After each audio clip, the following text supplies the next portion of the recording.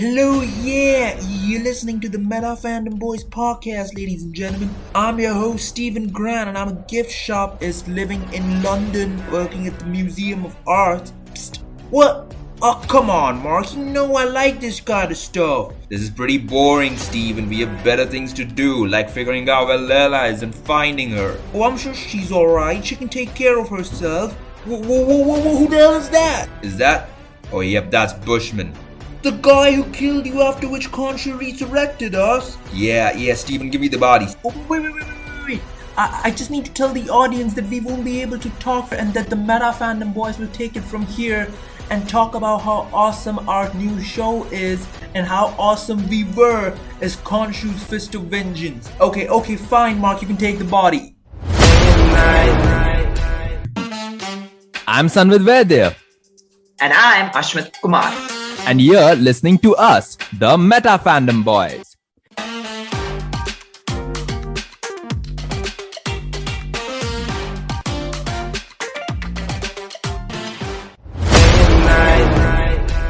Hello, ladies and gentlemen, and welcome to episode 3 of the Meta Fandom Boys podcast. I'm your host, Sanvid Vaidya, joined by my co-host, Ashmit Kumar.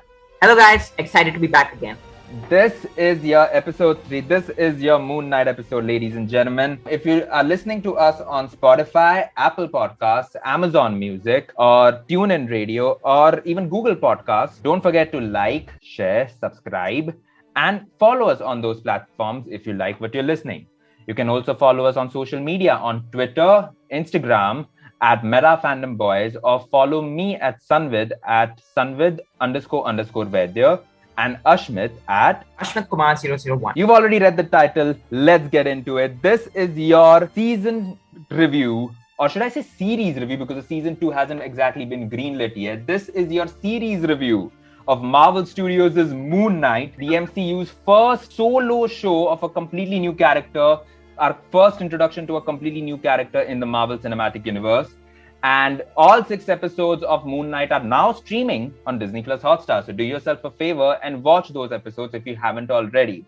Of course, we'll be diving deep into spoilers. So if you still haven't had the opportunity to watch all 6 episodes of Marvel Studios' Moon Knight, go on Disney Plus Hotstar and enjoy them. You can actually even binge watch all 6 of them right now, instead of waiting for a week to just see how every episode pans out. But this is a stellar show, by the way, I just want to add. It finishes off in style. Not a huge, mind-blowing finale, but it sticks the landing, makes the entire character study work, and makes the character story worth being told. At the end of the day, this is also Marvel's first show which deals with a sensitive topic of dissociative identity disorder. And writer-director Mohammad Diab and Jeremy Slater, they really make sure that they can flesh out a character without a lot of MCU connection. Jeremy Slater is the writer for the show. He also worked on Umbrella Academy for Netflix. And the show is directed by, it was 1, 3, 5, and 6 are directed by Mohammad Diab, and episodes 2 and 4 are directed by Justin Benson and Aaron Moorhead. Oscar Isaac, ladies and gentlemen, this guy, there's a reason why he's one of the best actors in Hollywood right now. This is his 3rd time playing a Marvel character, and he knocks it out of the park. It would be hard to see that the guy who played Apocalypse is the same guy playing this character. Exactly. It's like that line from The Dark Knight. You either die an Egyptian villain or live long enough to see yourself become an Egyptian superhero. And that is perfect in Oscar Isaac's. Like that one. Exactly. Oscar Isaac truly knocks it out of the park. And again, this is a really complicated character. And the fact that Marvel chose to tell this story on a long form format of 6 episodes is brilliant. Oscar Isaac truly knocks it out of the park. He plays Jewish American mercenary Mark Spector with dissociative identity disorder, who becomes the avatar, or should I say, the fist of vengeance for the Egyptian moon god Khonshu, with his alters being Stephen Grant, a mild-mannered British gift shop employee who becomes Mr. Knight, and Grant's other persona is the 3rd personality called Jake Lockley, whom we get a small hint of in the post-credit scene of the finale. Now, Oscar Isaac leaned into the Chicago guy who's pushing people away for the portrayal of Mark Spector, because again, he's a mercenary. He's a guy who's been rejected by his mother, who has some really traumatic memories, and there's a reason why he created Stephen as a personality. Producer Kevin Feige said that Spectre is a brutal action hero and said that the series would not pull back from portraying the violence of the character because of how troubled he truly is. Each of Spectre's identities are his dissociative identity disorder paths, all broken up into 3 different pieces. And it was differentiated in the script by their attitudes. And Isaac chose to take this further by giving them different accents so that he can differentiate while portraying those characters. And all 3 of them look unique in their own way. Ethan Hawke, my God, what a villain. Arthur Harrow, Ethan Hawke, again, acting legend. He's been in the Hollywood business since quite a long time, absolute legend. And he plays, again, an equally complicated character villain. And again, they bring the Egyptian gods into this entire aspect to make the show very much like Indiana Jones meets Fight Club. The Fight Club aspect of it being the dissociative identity disorder, and the entire Indiana Jones Egyptian tomb searching idea of it all, like a bounty hunter thing, is very much how Moon Knight goes into the entire character study. And Ethan Hawke truly nails that, playing Arthur Harrow, a cult leader associated with Egyptian goddess Amit. He's trying to release Amit from her tomb. He's trying to find her tomb and release her. And Amit is the god of judgment. She judges people based on the crimes that they have done in the past and the crimes which they are gonna commit in the future. Harrow was Khonshu's previous avatar before Spectre. He was obviously Khonshu's avatar. He also played Khonshu's Fist of Vengeance. But Hawke worked in tandem with Oscar Isaac to conceive Harrow as an absolute opposite of Mark Spector, wanting to perform inverse actions or emotions to him, and saw Harrow as a mix between a monk and a doctor. He was very much like a David Koresh type character with a small hint of psychiatrist Carl Jung. And again, Ethan Hawke truly knocks it out of the park, makes sure that it's very much grounded, but also very much of a monk type of character who already knows and can see through people and see through their character before judging them. And then, of course, if your judgment, if your scales don't balance, and if your scales turn into the red color, then you and your soul is taken into the crime, and Amit takes your soul away. That's basically how Amit as a god works. First episode is basically, it starts from Stephen Grant. Again, a personality who doesn't know that another personality of his is already a superhero. So the best part about the show is that Mark Spector is already Moon Knight when the show starts. They go back to that aspect of origin stories in episode 5. But episode 1 starts off as the fact that Oscar Isaac has already been Moon Knight. This MCU version has already been Moon Knight for a few months and has been living in absolute silence and in secret without anyone finding that he's Moon Knight. So basically, Stephen Grant is that one personality who doesn't know that his whole body is, that he's not real. Stephen Grant, again, is a personality which was created on the spot and is not real. But Stephen Grant works at the British Museum in London, where he hopes to become a tour guide using his knowledge of ancient Egypt. Episode 1 basically starts with him realizing that his entire body lands up in places where he's never even been to. And his whole mind blacks out every single time Mark or any other personality takes control. And he, as a character, Stephen, is again very mild-mannered, is a very soft-spoken, and not much of a very adventuristic guy, but only someone who wants to escape from the tough things that are happening in his life. He realizes that 2 days have been passed since his entire mental blackout, and realizes that something is wrong with him.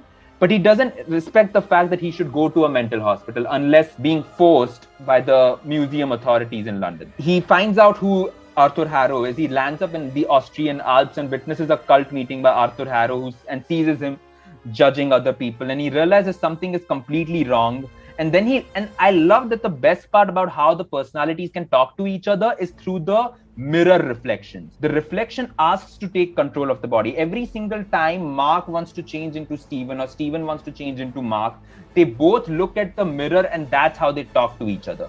And that was like a brilliant idea to show that there are 2 different personalities living inside the same body. Grant escapes from Harrow but is forced to remain at work that night to make up for being late. And then Harrow summons a jackal-like creature to attack Grant. Again, being Amit'S avatar helps him grant this power. He basically has a staff and he says a mantra, or should I say like an Egyptian phrase or an Egyptian mantra or a spell rather, to call the Egyptian jackal gods, which again, Anubis was a jackal, and Anubis is the person who holds the scales of justice. So all the Egyptian jackal monsters can be summoned, rather, by Ethan Hawke's character. And he basically uses that energy to call those jackals. He sends them across Mark, and should I say Steven, because Steven again doesn't know why he's being pursued by all of this and why he's such a target, because he actually has the power of a scarab, which is actually required to summon Amit's tomb from the pyramid. So again, Stephen Grant is attacked, but then he goes into the museum bathroom and he uses the reflections to talk to Mark, and Mark tells him to give control of the body. So when Mark takes control of the body, the entire Moon Knight suit comes in and he kills that jackal. And that's exactly how your introduction to Moon Knight is through episode 1. Then episode 2 starts with Stephen Grant being blamed for the damage caused by the jackal creature because the security cameras cannot see who the jackal is. You have to see it to believe it, but Mark and Steven can only see that because they are the avatar of Khonshu. Otherwise, that entire thing is very much of a supernatural being attacking him without anyone seeing who he is. And that's exactly why Mark knows that he is Khonshu's avatar, and that only he and Steven and everyone or every other personality in his body can see what the jackal creature looks like. He speaks with his reflection, another identity in Grant's body that introduces him as Mark Spector. And Grant is confronted by Layla when he finds out who the locker is all about. Layla is Spector's wife. Again, not from the comics. This is completely new. She is unaware of Grant's existence. She's unaware of Steven's existence. Before being arrested by police officers working for Harrow, he sends 2 police officers who are actually members of his cult. And Harrow reveals that he was Khonshu's previous avatar until he chose instead to follow Amit. And Layla rescues Grant, but Harrow summons another jackal creature to. Both of them are again trying to find who Harrow works for and why is he doing this. And Steven again is so scared but doesn't want to give his personality to Mark because he knows that if he does, Mark will kill every single person in the room and he doesn't want to be known for a killer. Spectre kills the jackal, but loses the scarab to Harrow, and Khonshu threatens to claim Layla as his next avatar if Spectre fails to stop Harrow from getting to Amit's tomb first. Episode 3 is where the real good starts coming, because again, episode 3 is where the entire focus shifts to Egypt, Cairo. I personally am a person who's visited Cairo. I stayed in Cairo for 4 years, and I just want to say it's a beautiful city. I love that the MCU is now expanding.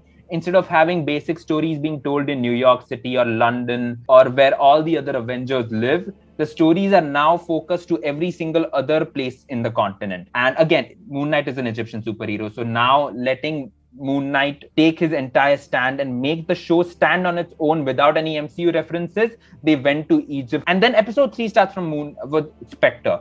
Grant is now on the backside and Mark Spector takes control. They both experience blackouts while trying to lead Harrow's location and trying to find where Harrow is. You get a little bit of Egyptian action.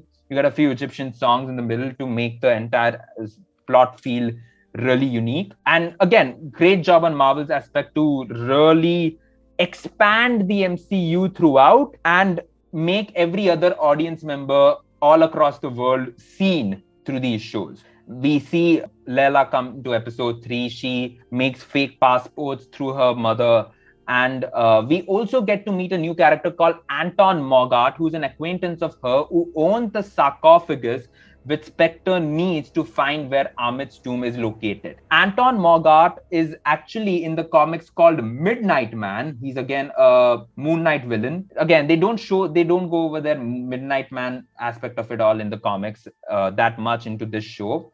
He's just a random rich guy who has a sarcophagus for some reason and has his entire security. And he likes horse riding and horse fight. And again, when Mark and Layla both reach at that particular place, Harrow arrives and tells Anton that they are both here in search of the sarcophagus and that he should not give them the sarcophagus because it will lead to Amit's tomb. And then he destroys the sarcophagus just before Mark can find a spell or find a particular aspect or a fragment of a map which can lead him towards Amit's tomb. So then he again suits up as Moon Knight, kills Anton Mogart. And Anton Mogart, by the way, the actor is played by Gaspard Ulliel.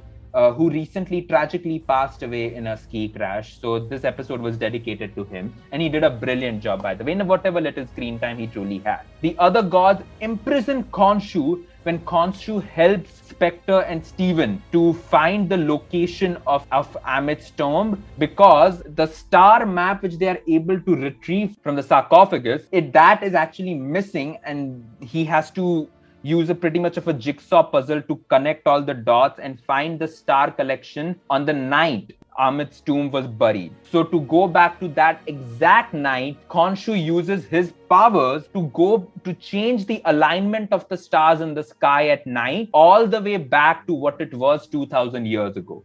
So he uses obviously Steven's power to just shift the night sky and the star alignment to what it was 2000 years ago when Amit was actually buried. Episode 4 is the big one. Episode 4 is where they do find out Amit's location and they go into a phase inside the pyramids. Again, Steven has a crush on Mark's wife, Layla. It kind of becomes like a weird threesome, which I know it sounds a little gross, but it does become a little bit of that. And Steven realizes that he is in love with Layla and he actually kisses her, and then Mark punches him through his other personality, and that's a little bit of a funny aspect. But they get inside the pyramid in search of the tomb. They come across a maze in the shape of the Eye of Horus that discovers Eye of Horus is a weapon which was used by Amit. Amit's Ushapti is found inside Alexander the Great. Alexander the Great was Amit's avatar in the MCU. I don't think they ever done that in real life. But they also find out some of Harrow's men are also inside the pyramids, and they are killed by undead Egyptian priests. So they are actually like skulls, more like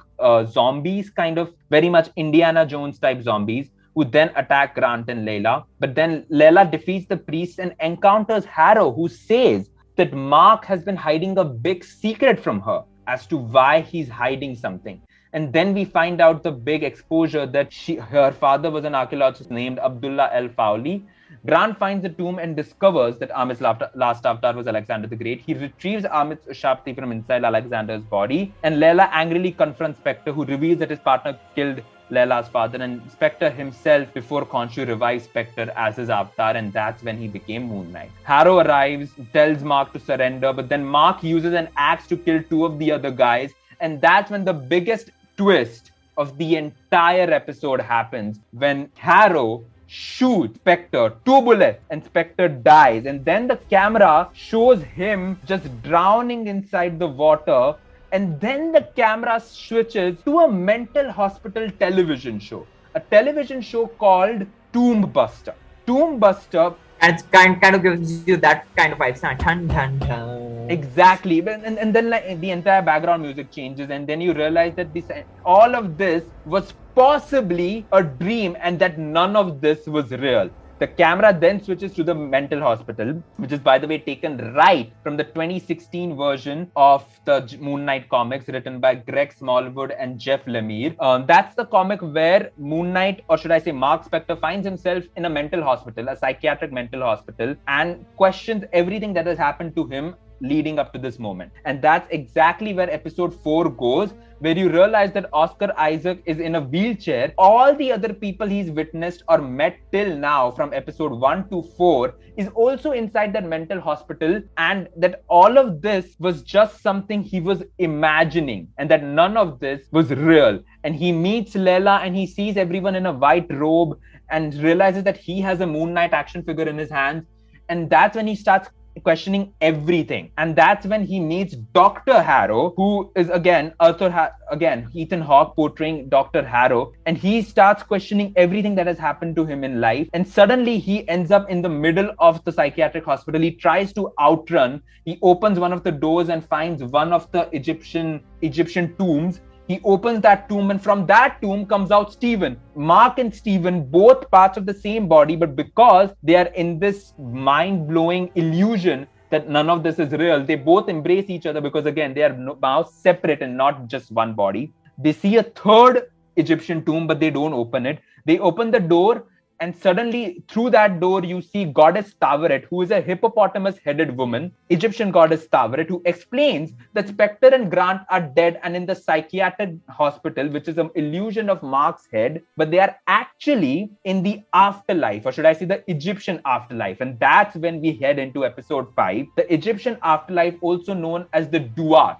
Now, the Duat in Egyptian afterlife, it's basically a boat traveling through sand and traveling towards Aru, which is the field of reeds, which is also known as the paradise for eternity for all the souls who come inside the Duat. So if you are dead, your soul and your heart is judged by the scales of justice. Your heart or your soul needs to balance with the weight of a tiny little feather.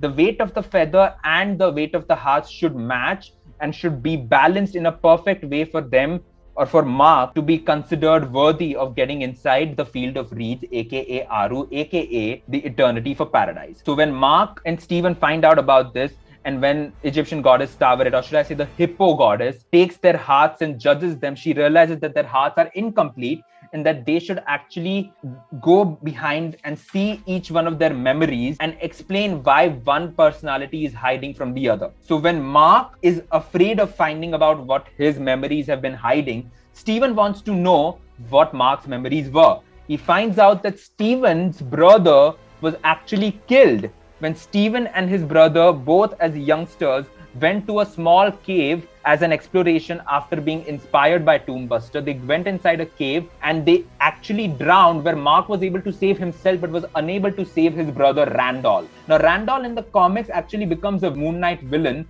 growing up. But again, I think this show decided to kill him off in the episode. But again, a different choice to make sure that the MCU is different from the comics. But Mark realizes that all the things he's been hiding from himself and hiding from Stephen have to come to light in order for his soul to balance and for him to reach the field of reeds. So Mark has to show all the bad memories that he has, which led to him creating Stephen. So when Stephen finds out that his mom blamed him for the rest of his life just because he was unable to save his brother, he realizes that that was the day that Mark decided to create a different personality called Stephen, just to escape from the trauma that his mother blamed him every year and every single day of his life, that he was the one who was unable to save his brother. And that's why he created the personality of Stephen, just to escape from all of that. And that's when he realizes how important Stephen is, because Stephen was the good side of him realizing that every single thing that is bad in his life, but Stephen is the only thing that kept everything fixed. And Stephen had to live with the idea that his mom was alive and that his mom was safe. And Oscar Isaac delivers a brilliant performance in episode 5. Episode 5 I can compare with WandaVision episode 8, because it's brilliant and just the profound storytelling of mental health and how trauma shapes us as who we are. And then episode 6 delivers a mind-blowing, or should I say a brilliant yet safe finale. Episode 6 goes into the aspect of Harrow having already freed Amit'S and slaying the other Egyptian gods.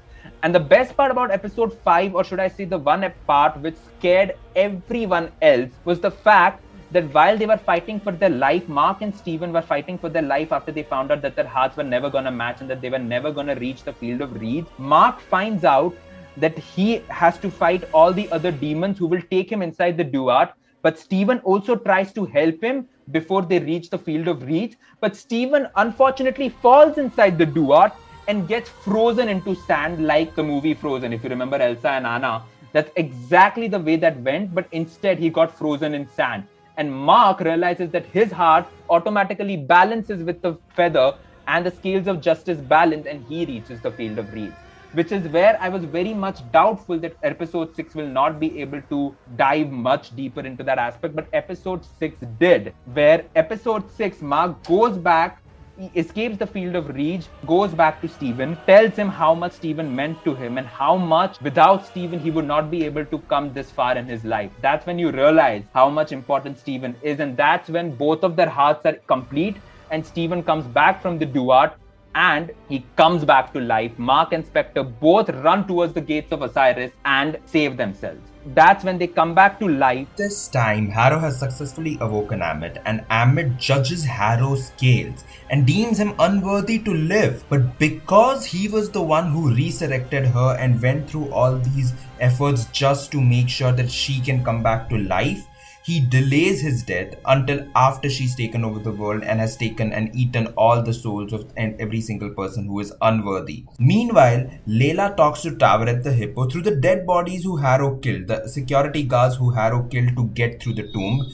And Layla talks to Tavaret, and Tavaret tells him that there is a way to save Mark if she is able to free Khonshu by going back to the tomb where Khonshu was imprisoned by the other gods and getting to his Ushapti first and setting him free. So Layla disguises herself and joins Harrow's team of mercenaries and sneaks into the pyramid to find Khonshu's Ushapti. On finding it, she breaks the Ushapti and sets him free. But since Mark had still not come back to life, he couldn't sense his presence anymore in the real world. So he asks Layla to become his avatar, but she says no, knowing how he used Mark in the same way. So Khonshu then tries to talk to Amit in his normal form, but she's already too powerful and on a set path to judge and eat every soul she can. So they both fight until Mark comes back to life and Khonshu senses his presence and removes the 2 bullets which Harrow shot him with,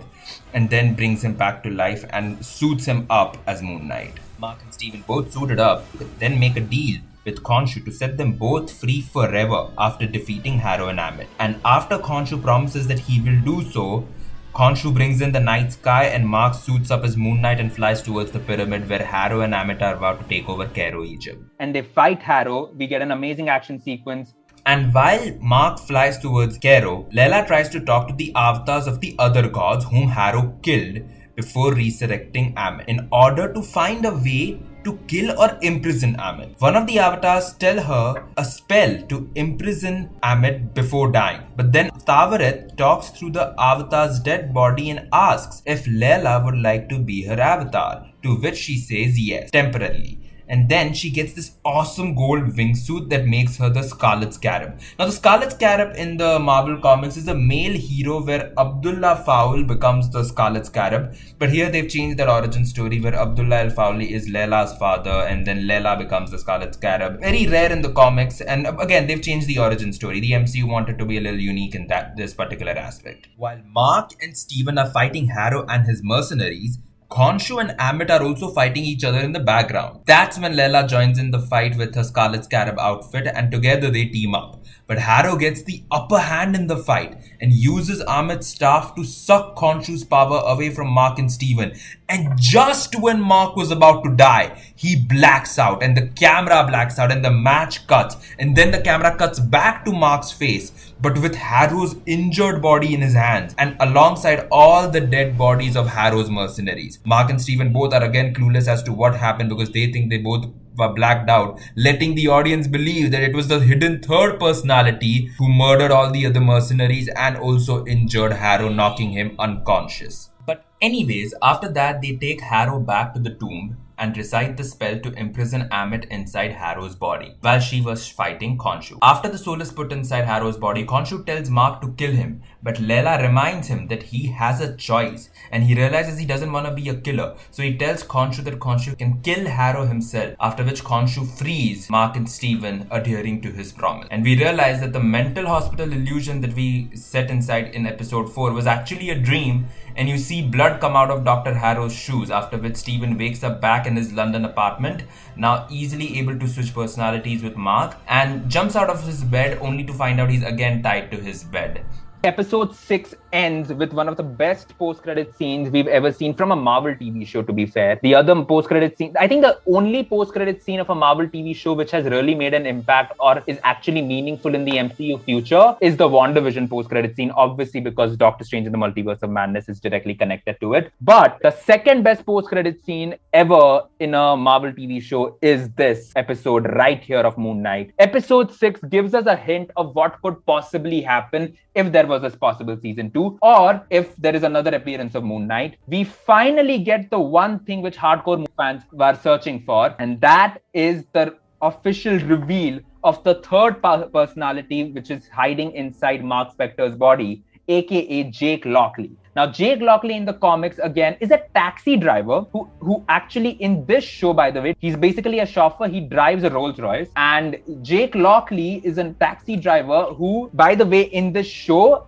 because of Oscar Isaac, is Latin. He's not anyway connected to all the other previous personalities, isn't Jewish, as Mark Spector truly is. He instead is Latin. And you realize in the post-credit scene that while Mark Spector is now no longer in Khonshu's control and is no longer Khonshu's fist of vengeance, because Jake Lockley is, and because it's the same body, so are Mark and Steven. So now Mark and Steven are still pretty much Moon Knight. They are still Moon Knight, even though they didn't want to be Moon Knight, because Steven makes Mark realize that you have been a slave for Khonshu, because again, Khonshu in the comics is kind of a bully. He's kind of a person who just wants to get his revenge and wants to give his version of justice to the world. He's basically a guy who'll do with any avatar. But he personally chose Mark because his mind is troubled. And that's basically enslaving Mark, and that's technically not a good thing, but that's what makes the character so interesting, because it's Khonshu taking advantage of Mark's body by him actually being Jake Lockley's avatar, or Jake Lockley being his fist of vengeance. And we get a perfect tease of him killing Arthur Harrow, and that is exactly where